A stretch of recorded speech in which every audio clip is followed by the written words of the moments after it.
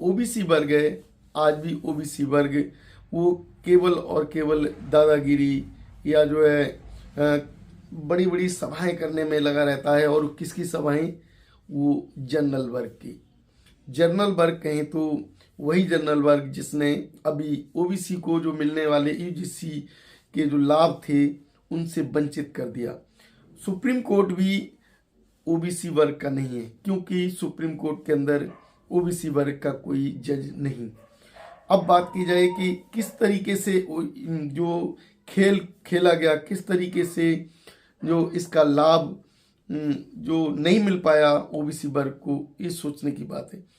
सभी साथियों का बहुत बहुत स्वागत। साथियों, आखिरकार यूजीसी का फैसला आ ही गया।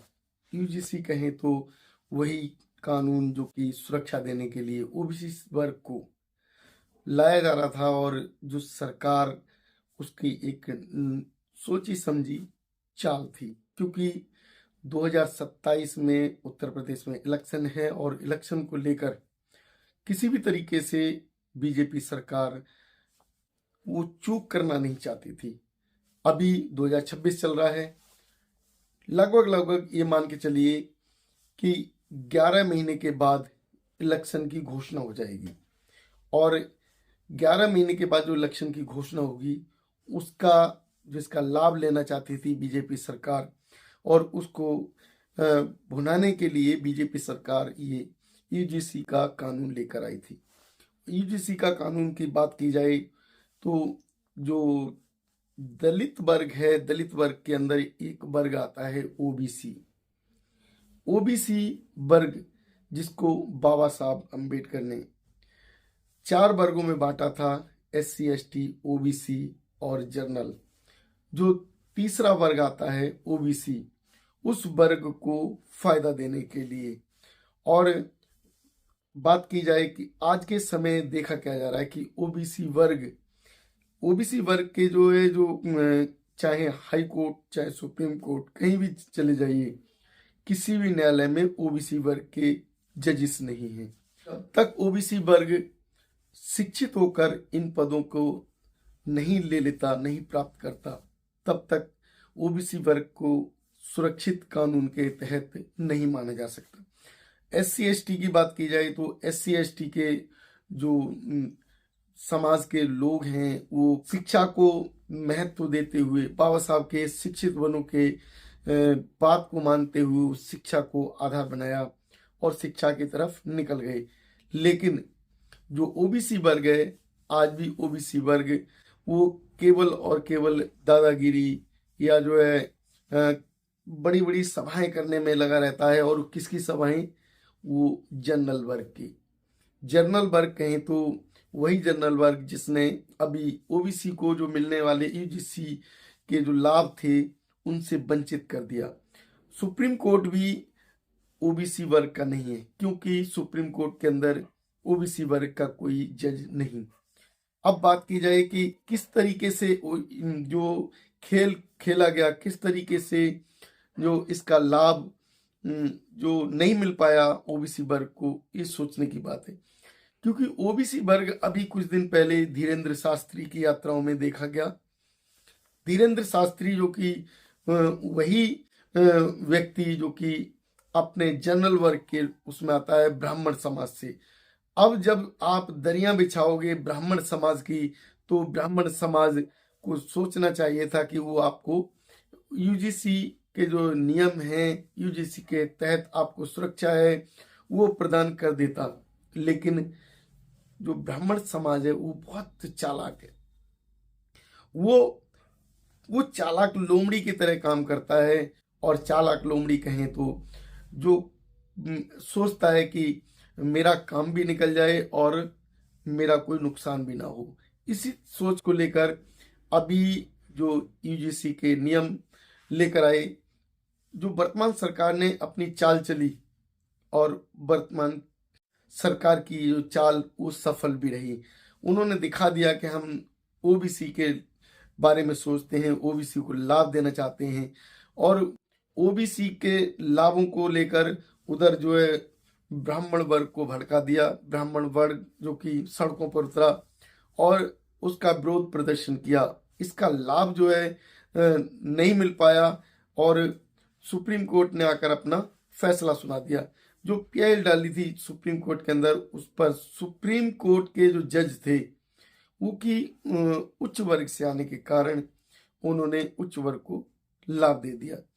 अब बात की जाए कि जो है आज के समय जब समानता की बात की जाती है, भाईचारे की बात की जाती है, देश के अंदर चारों ही तरफ वो अमन और चैन की बात करने वाला ब्राह्मण वर्ग, वो बीज ओबीसी वर्ग को केवल छोटे से, यानी कि शिक्षा के नियम में परिवर्तन हो रहा था 2012 के जो यूजीसी ने नियम बनाए थे उस कानून में परिवर्तन किया जा रहा था, तो वो भी ओबीसी वर्ग को मंजूर नहीं हुआ। अब सोचिए कि ओबीसी वर्ग किस तरीके से शिक्षित हो पाएगा, किस तरीके से ओबीसी वर्ग के लोग वो लाभ ले पाएंगे।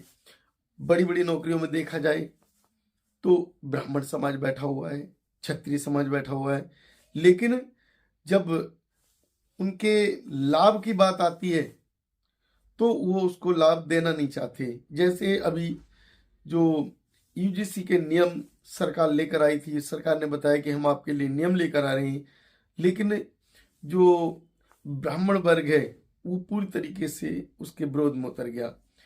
किस तरीके से ब्राह्मण वर्ग बोल रहा है, किस तरीके से ब्राह्मण वर्ग ये ओबीसी समाज को एक गधे जैसे शब्दों से, घोड़े जैसे शब्दों से उनको प्रचारित कर रहा है, किस तरीके से उनका जो दुष्प्रचार कर रहा है। सोचिए, जो वर्ग आपके वोट लेकर सरकार बनाता है, जो वर्ग आपको लाभ नहीं देना चाहता, उस वर्ग की आप दरिया बिछाने में लग जाते हो।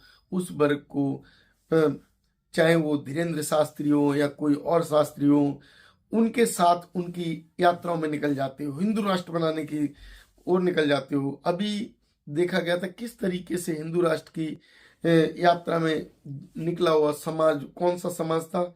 ओबीसी वर्ग।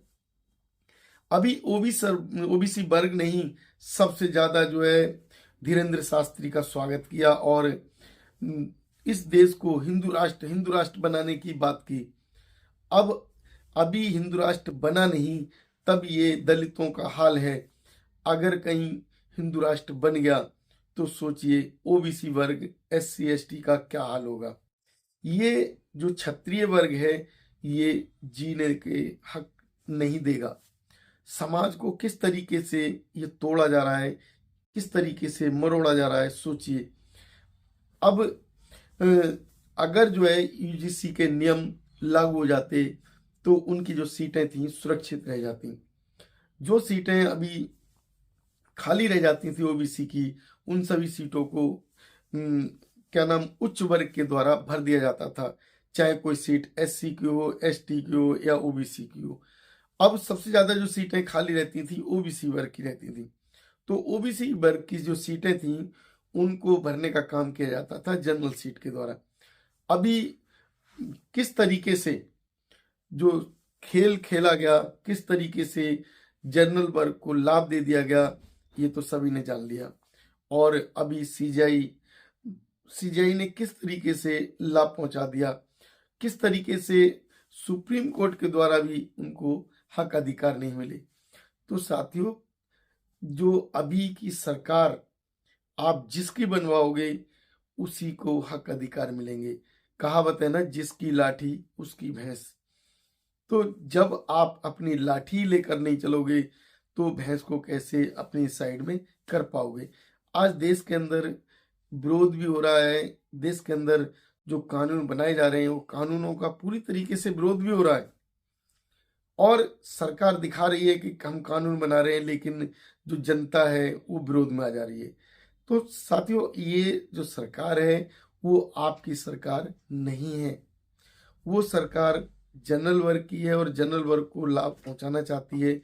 जनरल वर्ग ही इसका लाभ ले पाएगा।